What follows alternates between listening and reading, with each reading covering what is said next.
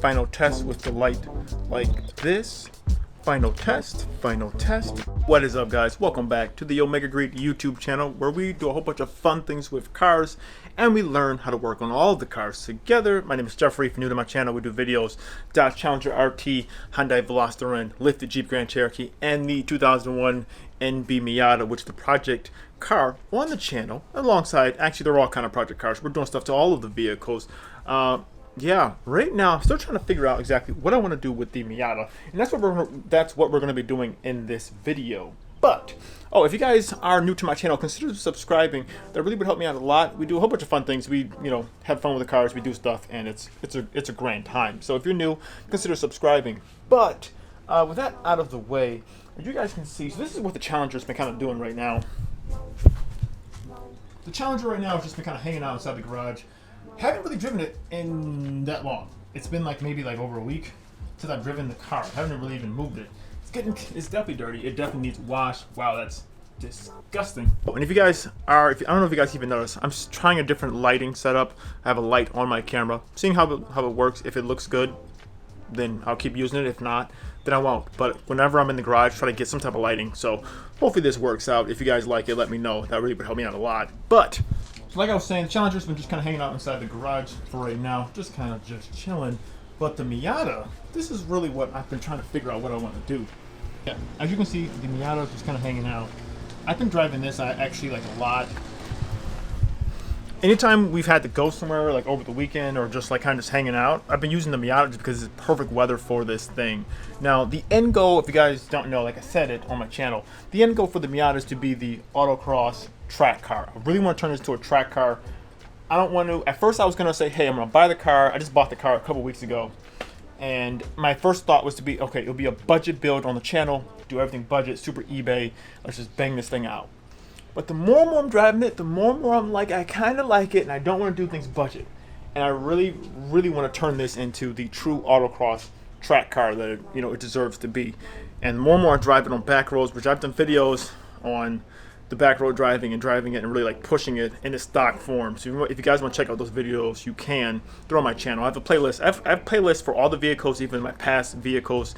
If you go to my channel, you look on my the homepage of my channel, everything's broken down into playlists. So you can look at literally all the different videos from all the different vehicles. If you want to see, you can look at it there. But yeah, the Miata totally it's been a blast. Right now, I really want to do things now a little bit more legit. So the reason why I'm taking my time now and figuring out what's the best things to buy. One thing I do know I am going to get is a roll cage, a roll bar. That's something you don't want to cheap out on, because if I'm going to do any type of really performance driving, you really want to get a roll bar in this thing. I see some people getting those style bars. They're not real roll bars at all. They're just bolt in to there's two, I think, mounting brackets. They just bolt in. If the thing flips, you're dead. The thing is not going to hold you at all. So I'm going to get a real roll cage, looking at, I think it's Mad Dog and a couple other companies out there that had roll cages. So that's what I am looking at to get. A little more expensive, so I am going to do it.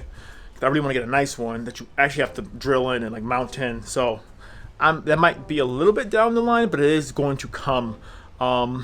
I am actually right now, I'm in the middle of investing and trying to figure out the right tools I want to get, because I really want to start getting more and more tools to do more and more stuff to the cars.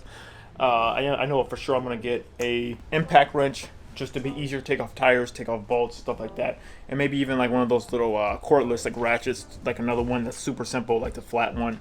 Just investing into getting different tools. But so the thing that I am going to be doing next, though, for sure, I think I'm going to be painting the valve cover on the Miata, and let me explain to you guys why.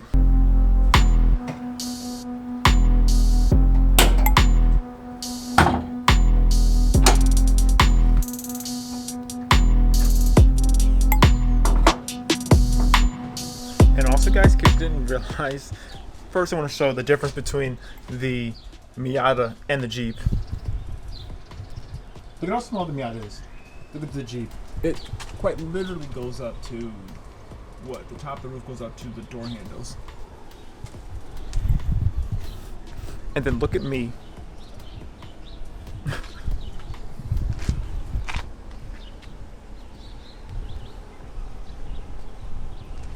Yeah, it goes up to like my waist, just to see how small it is. All right, but so that's what we're talking about. So as you can see, this is just the normal 1.8 liter, 4-cylinder Miata engine. Nothing crazy, nothing extreme. The one thing though we do want to do eventually is going to be just painting the valve cover just to make it look a little bit nicer, just to kind of clean things up slightly. The other thing I was thinking about doing is I wanted to do a cold air intake. It doesn't really add anything. It really doesn't. But looking at the stock one that this one has, I don't know if I really even want to. Because as you can see, so obviously the induction is going through. Here's the actual air box, but it looks like it's actually drawing in air from here. And that's coming from the actual scoop. There's like an opening right there. So air is actually coming in from there, going into here, going through there. So honestly, I feel like the system itself is not that bad. Oh hey guys, this is Jeffrey from the future. I realized when I was editing this video I didn't quite explain myself the best, so here it goes. I eventually will do a cold air intake, but when I do the cold air intake, I will probably upgrade the intake manifold as well. I'm going to be doing a lot of things at the same time. I just didn't feel like doing a cheaper cold air intake was going to even gain me any power at all. I will eventually do one, but I think the stock setup right now is sufficient for what I wanted to do, as I'm trying to learn the stock power and get used to the stock power, at least for right now. Alright, but eventually I will do one. Okay, got it? Good. Continue on with the video. His concern is these are the headers. Headers, all the heat comes off of. So that's really the main reason why, if you do a cold air intake, a lot of the times when people they just do like the filter thing, the filter isn't really gaining them any type of performance because of literally the filter's right next to the header and you're just sucking in hot air. So that's the reason why I'm thinking I don't really want to do it. If you are going to do a cold air intake, a lot of people, they do the one where it switches over to this side, but to do that you need to relocate your airflow sensor over here, and I think that's pretty much it. And I think there's actually a there's another sensor, I think. Maybe not, but no, yeah, I know this line, I think it's just a vacuum line into the engine, and I think that's just about it. But this is your mass or your airflow sensor that would have to be relocated to that side. So yeah, so I'm not really concerned with doing a cold air intake. I think it's fine for right now. The other thing I was thinking about doing was doing headers. Now doing headers on here is actually not that expensive at all, and replacing the headers is essentially just, so these are essentially your headers. They're underneath this. It's just a heat shield. My biggest thing is though, looking at all the headers out there, you do have to get them installed, you do have to remove the motor mounts to the actual engine and slightly push the engine up just to make it clear. And that's something I would be willing to do. It just seems like it's going to be a lot of work, and the amount of horsepower gains that you will get, like in order for that to actually be a true performance like upgrade, I would want to get like a nice pair of headers. You can do cheap ones off of eBay for like $100 and something bucks, but like I'm not gonna do all that work to get me 1 horsepower or maybe even lose, something. So that's the reason why I was gonna do like a lot of like budget stuff. Like, oh, okay, cool, I can do like a quick, cold air intake from eBay for like $100. But like in the grand scheme of things, it probably would be worse than what the stock setup is right now. So that's the reason why I'm not really concerned with power with this thing, because honestly I feel like the way it is set up right now, I really like the way it feels. Like this is the only car here where I can 100% like floor it all the time, and it's great, it's fine. I can floor it and we're just doing the speed limit, and it's really fun just driving it like that. The reason why I've been trying to really do more and more driving of the vehicle, like just pushing the car to its limits, and this car just loves it. It just loves being up in the high rev range, and it just eats it up. Ugh. All right, so as you can see, this is the Challenger. Now, just to give you guys some quick contrast, doing headers, long tube headers on the Challenger would be so much more expensive than doing it on the Miata, you know, for obvious reasons. But that's the reason why I kind of chose to, I want to do more stuff to the Miata as far as like going into the engine and like doing work like that. To the Challenger, only thing if you guys are new to my channel, because I gotta remember, I'm always getting new subscribers, so people don't really know. Only thing that's done to this is the 5.7 liter Hemi. Only thing that's done to this, I have a mid muffler delete. I have the Hellcat coder, the Hellcat coder intake. So there's the hose right there. There's a tube going into the air box and a K&N air filter, and it has the 275 tires on the back. At first, I wanted to really turn this into the autocross track vehicle, but that's kind of making I don't know the expression. I don't really know the expression to what it would really be. It's making the car do something it really wasn't designed to do. It can do it. You can set these things up to perform on a track. You really would need to do like a square stance and like really, strut bar, suspension and everything like that. You can make them, you can make it work, but it's not really what it was meant to do. Wondering, I'm still not done doing stuff to the Challenger. I'm still planning on doing more stuff to it. I'm actually in the process. I have a build sheet for all of the vehicles, stuff that I want to get done.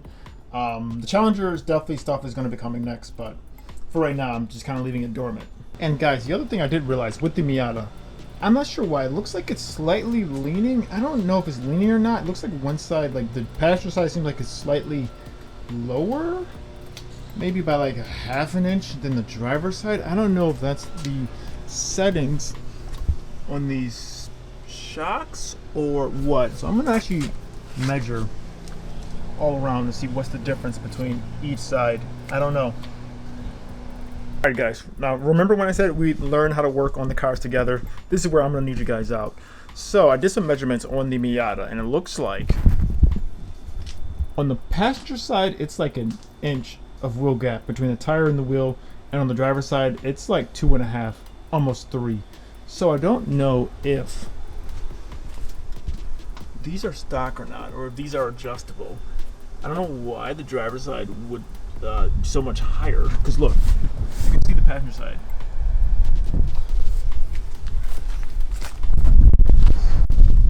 And then look at the driver's side. I can't even adjust it because I can't see anything until I get the tires off.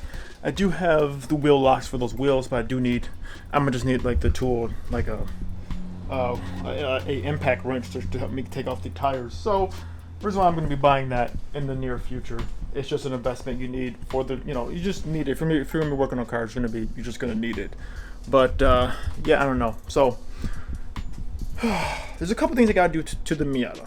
I'm going to do the valve cover. I'm just going to paint that. I just want that to look a little bit better, just to kind of dress up the engine a little bit. I'm going to be doing small little things here and there. But as far as performance mods go, it does have an exhaust on it. The exhaust sounds pretty good. Wasn't gonna do headers, but if I'm only gonna do headers if they're like really nice headers that's actually proven to get like a horsepower gain. You don't really need that much of a horsepower gain in this thing to like feel it, so I'm not really that concerned. I'm not really concerned with the power in this thing. I really want to make sure that everything else is going to be set up correctly. So I'm definitely going to get racing seat for sure. I know for sure I'm getting a racing seat, at least for the driver's seat, and I'm going to be doing a roll cage or roll bar, probably like a Mad Dog or something similar to that, something that is actually approved. I forgot the like SCA or whatever it is, the approved racing like roll cage, so I can actually take it to track events and it will be legal. Immediate goals for this thing is get this thing just ready for track season, and I want to really take this to the track and do some autocrossing events for sure. Do some strut bracing and stuff like that. I feel like the power wise it's great. I don't really need much more power in this thing. You really don't. On the street, like this is like the only car I can like really like ring it completely out, and I'm not, breaking all of the laws. I'm breaking some laws, but not all of them.